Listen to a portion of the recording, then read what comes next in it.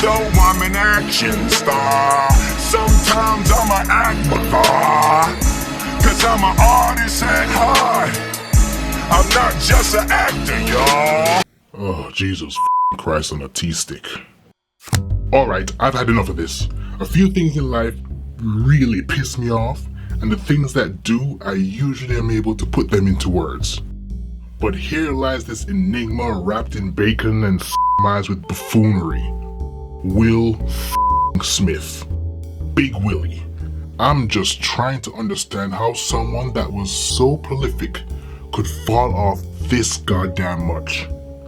Forgive me, I'll be jumping all over the place to try and quantify my conflicting thoughts on this matter, as honestly, seeing Will Smith perform that rap freestyle gem, I was filled with a seething, infallible rage.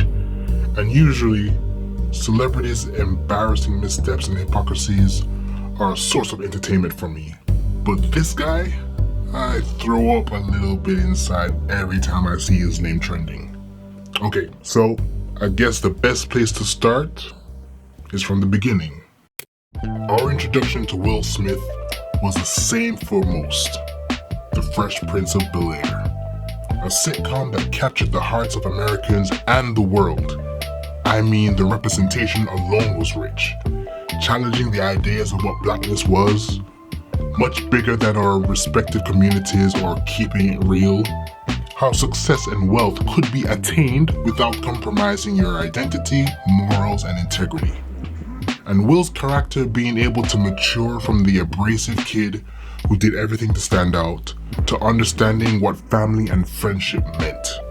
But while this was happening, in front of the cameras, the rumor was this guy was an absolute I mean, telling the real Aunt Viv to perform and dance for his own entertainment was one of the more flagrant stories I heard. To top it off, the young Will, according to Janet Hubert, did not stand with his cast against the exploitative nature of the NBC executives, when their highest grossing sitcom was paying its majority black cast chips in comparison to the lesser performing shows on the network. The black Aunt Viv would never stand for that and neither did the actor playing her. But a little part of me understands a bit of Will's youthful arrogance.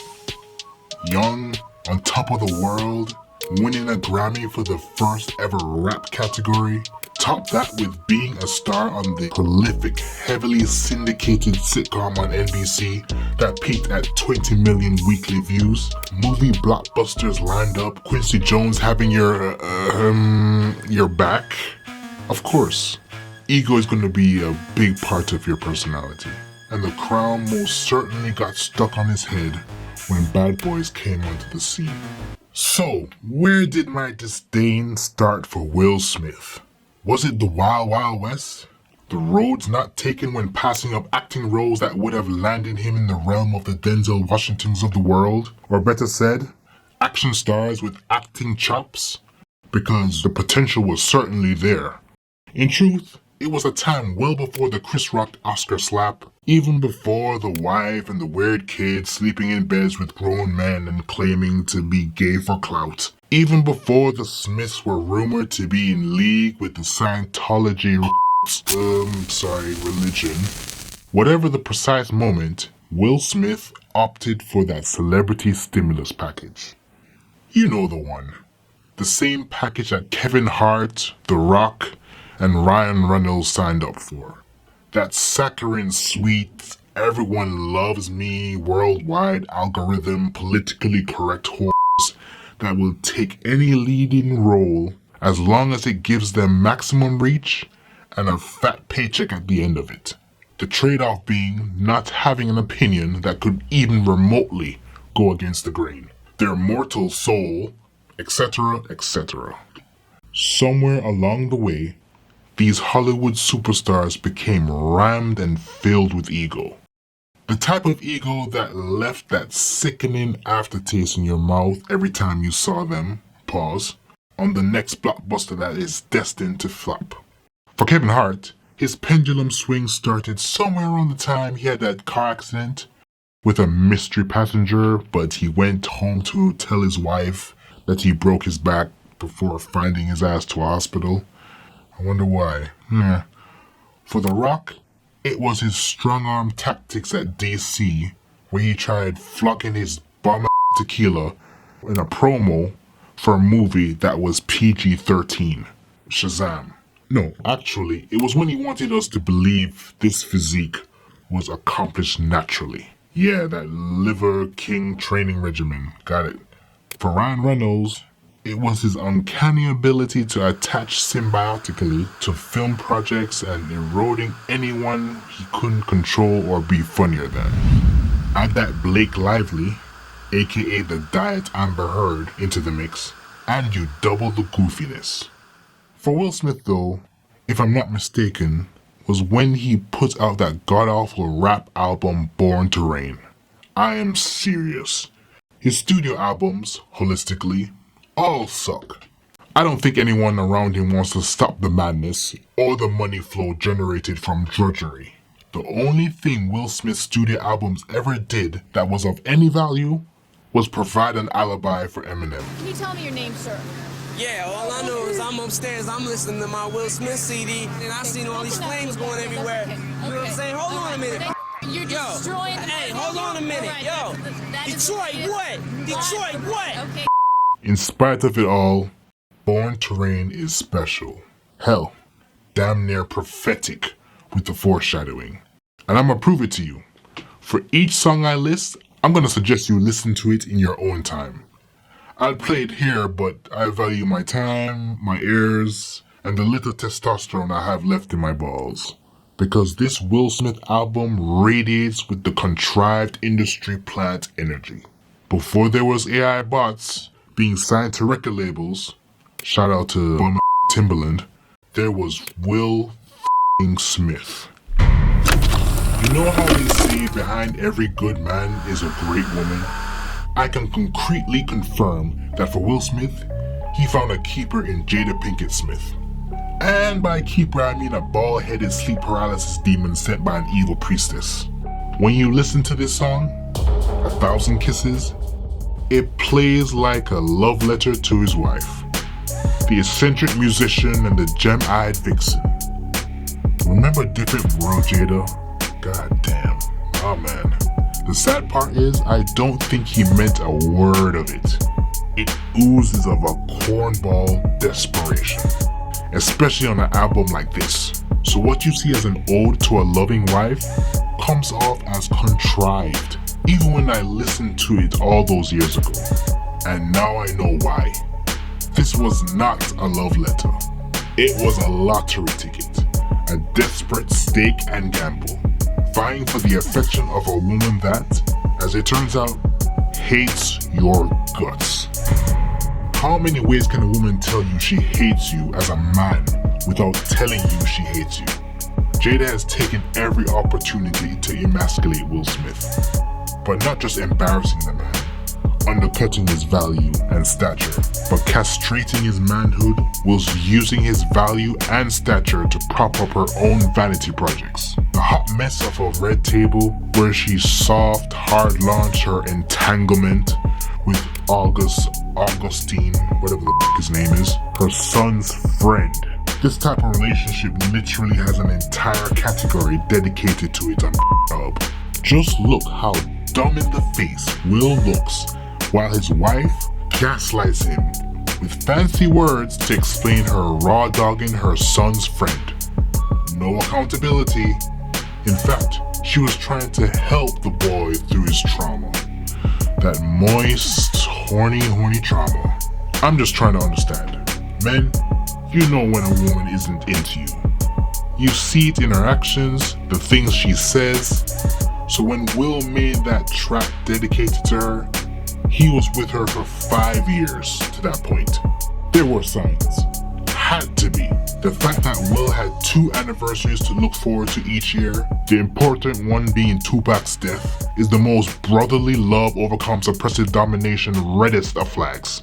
Sorry, the moment you start competing with a past love interest, particularly one that is no longer on this mortal plane, you're engaged in a losing battle.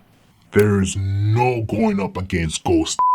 Jada had her daughter out here as a little girl writing letters in the worst penmanship, saying, "Oh, I wish Tupac was alive so my mom can be happy for once." Nigga. She's not even old enough to know what All Eyes on Me did in the streets. Wait, this wasn't even born until the year 2000. That means Jada is saying Tupac's name more than a few times in Will's house. Will writes a book, Will, a memoir. It's about his life. Jada writes a book, Worthy, which ironically flopped. And the book is about Will. Jada went on a despicable tour pushing her book, and any gossip that went towards tarnishing Will's image, she made sure that she said it. Will says he addictively used to connect with and please his wife. Jada says this ain't satisfied me in years. Snip, snip, balls in bag. The castration continues. Trey Rag's skit sums it up perfectly for me. For some reason, I feel this was an actual conversation. Happy birthday to Jada. Happy birthday to you. Woo! Make a wish, babe. Oh my God, is this your birthday? Huh? Is this your birthday? Because you want attention so bad. You're literally a control freak. Like, you want to make a wish so bad? You make a wish? Want to make a wish? Okay, I wish Tupac was back alive. Get out my face. Like, you literally just try to gaslight me into blowing out my candle. It's my candle. It's not your birthday. Newsflash. Not everybody can be as big as Will. Jada is jealous of Will, and we see how she will use his celebrity to prop up her own endeavors. Will's cannibalizing Will's. Exhibit A. Wait, nah, shit. I can't find it. So there was this one video, I think it was outside like of a film premiere, where a group of friends and Jada were in conversation, and when Will shows up, the look of utter disgust on Jada's face, it was mind-boggling. Whoever can find that video, put a Reddit link in the comments. But we still have exhibit Blood Clot B. Look what happens when Jada gets called out for her entitled leeching off of Will's image. You know Esther Perel is coming to the table. She's going to be at the red table. Would you say she has been instrumental in you and I redefining our relationship? I would say don't just start filming me without asking me Oh my goodness. if you could film me. Esther, come help us again, please. I'm still dealing with foolishness. Because she don't just... Would you say that she helped us heal the hurts that we caused one another? My social media presence is my bread and butter, okay? So you can't just use me for social media and not, don't just start I'm standing in my house. Will knew what type of woman she was. Trust me, hindsight may be 20/20, but intuition is a thing, gentlemen. But we as men have gotten really good at ignoring the red flags because the matador has a fat ass and a face card that you feel you could never decline. Now your kids are weird and narcissistic, just like their brood mother. You're publicly emasculated by the one person who's meant to be your peace, and you're doing whatever in the midlife crisis this is.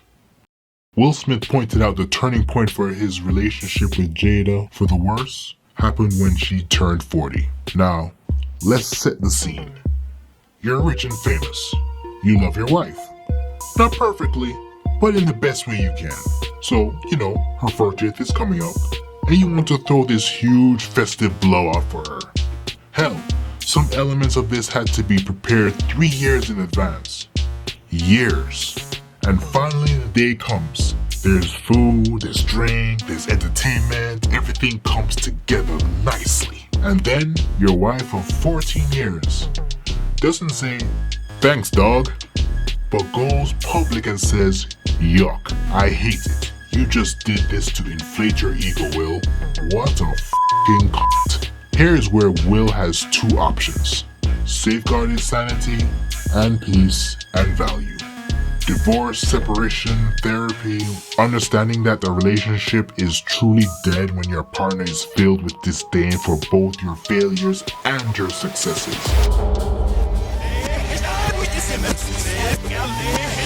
It's not Will's habit she doesn't like, it's Will. He gave her 1,000 kisses, and she gave him 1,000 of these. What do you do when you finally realize that the woman you're with doesn't really care about you? I'm not talking about small disagreements. I'm talking about when you finally see that you're only good to her for what you can do and what you can provide. Proverbs chapter 11, verse 22 states, like a gold ring in a pig's snout is a beautiful woman who shows no discretion. As if trying to win the love of a jaded Jada wasn't enough, Will's humiliation kink extends to his own actions, which has impacted his life and his kids. And this flaw makes him no better than every goof in his tax bracket. The chase for that slippery dragon called clout. Fame. Will is not content unless it is for social media. Fondled by cursors, thumbs up, sycophantic hearts, and comment section bot praise. Jumping out of planes, standing out on top of bridges, self-aggrandizing social posts, every moment recorded, all screaming midlife crisis. So how does this all affect his kids? Well, evidence here. If this was not two kids hailing from a rich family, and you saw them in a public school dressed like this, you'd call social services. Not that you have any evidence, but you know neglect when you see it. We made a very, very, very terrible mistake with our children, and we went with radical honesty. So don't do it. No, listen. It's terrible because they do whatever they want, and they just come tell you. As a child growing up, a father should exemplify discipline. Discipline is freedom, the ability to develop mettle, focus, virtue, direction. Instead, Will focuses on being more of a friend than a father. Which leads us to... Hell, I'd say ever since the Jaden interlude, that boy been trying to escape the house of Smith. At age 15, he wanted emancipation. One can only imagine what would have made a teen at that age entertain that extreme option. And of course, who wants their helicopter parent hovering over them? You enjoying yourself, here comes dad. And it's sad because your parent is just as, or should we say, even more immature than you are. So, at equal parts of him not having a firm guiding hand raising his kids, with the incessant need to be the cool hip dad stopping on his kids' parade, what you get is a surefire way to raise kids that are out of touch. Which leads to this debacle. You only need to read the lyrics of Willow is a Player, which is creepy enough if you didn't know that Willow is his daughter's name. And every time I touch her, she makes me feel like a child. Okay, pause. But then, when you do realize it is his daughter, you begin to identify the manipulation of a Will vying for his daughter's affection through materialism and reverse manipulation. But don't worry, y'all. It doesn't mean he's not protective. According to his own lyrics, Will crash out if a grown man touches her too long. Like that time where an underage 13-year-old Willow was in bed with a grown man 20-year-old actor Moses Arias. It was for work, y'all. Don't worry, nothing to see. He wasn't saying let my girl go then, was he? But what do we care? These are the actions of the so-called sexually liberated. And Willow is polyamorous. A whole version of a buffet, but with fine china. Just know no one goes to a buffet without the intention of picking out. Nor are they concerned about calories and other indicators of mindfulness, no matter how neo-soul they present. I mean, what do you think after growing up in the household with a mommy Jada that is f***ing her son's best friend, and Will, who may have been getting pretty cozy with a certain blonde bombshell, and other rumors that does not place loyalty or integrity high on the list, allegedly. But the real truth Willow wants to leave you with is that nepotism does not exist, especially in her case. Willow, a literal nepo baby, claims who her parents were did not help in any way to secure her success as an entertainer. Girl, your last name is Smith. Your dad is a renowned film star and artist. He was on talking terms with Jay-Z to put you on when you were doing your whip your hair shit. Your mom collected COVID-era Facebook checks for the Red Table. At least the likes of Nicolas Cage changed his name to distance himself from the film legacy of the Ford Coppola name. You wouldn't be as big as you are, Willow, without your dad. Neither would anyone care about glugging that just water from a cardboard box, Jaden. We all want a greener planet. I just don't think pretentious ethical consumerism is the answer. And speaking honestly, nepotism is f***ing great. Hell, I wish I had the cheat code, because the issue is not with the cheat code, it's the intention behind it. And it is apparent in Will's case that his wife uses it to promote her own selfish interests. The children use it and deny its very influence, even as it doubly affords them and stifles their growth, experiences, and freedoms. And Will uses the cheat code of the nepotism that he has created to crowbar his way into the affections of a family that reciprocates with plunder and distance. Now the tough guy image, the slipping of the mask, all exemplified by songs on Born to Reign, could not have prepared us for the assault that shook Hollywood and the world. Women cheered Will for defending his woman against Chris Rock, a guy paid to do a job which is roasting Oscar attendees. Others said Jada had Will like some kind of Winter Soldier MK Ultra'd up.